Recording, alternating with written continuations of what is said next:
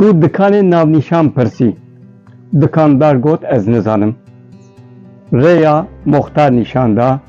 Çû cem moxtar, ji moxtar jî navnîşan pirsî, moxtar got ez jî nizanim. û moxtar got hinek wîya lê qereqol heye, here ji qereqolê bipirse. Got bi qasî ku ez herim ji qereqolê bipirsim, min aqilê xwe bi nan û pîvaz nexwaribû, min morê di destê xwe lê da, min got winda.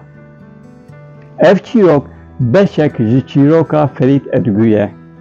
Ferît Edgû 1936 de li Stenbolê hatiye dinyayê, çîrok nivîskarekî Tirk e û gelekî navdar e.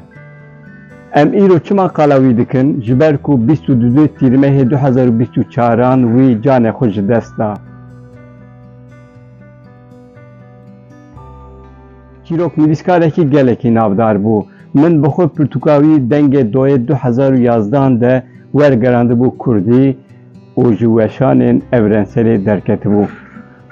Çîrok nivîskar Ferît Edgû bi navê pirtûka xwe Hakkari'de bir mevsîm gelekî navdar bû, bi taybetî jî di nav Kurdan de.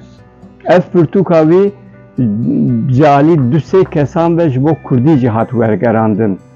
Ferît Edgû ji erdnîgariya Kurdan, ji Kurdan gelekî feyde girt, di çîrokên xwe de ev yek bikaranî. Lê gelek caran me gelekî Kurdan ew rexne dikir ku li gel ku ew xas sûde ji me girtiye, ji axa me, ji çanda me girtiye, lê tu demê rojekî li ser pirsgirêka Kurd neaxifiye. Ev yek her bûbû meseleya rexneyê. Ferît Edgû bi çîrokên xwe di nav wêjeya Tirkî de gelekî navdar bû. Çîrokên dirêjî û mînîmal jî nivîsandibûn, bi mînîmalên xwe bi taybetî gelekî navdar bû.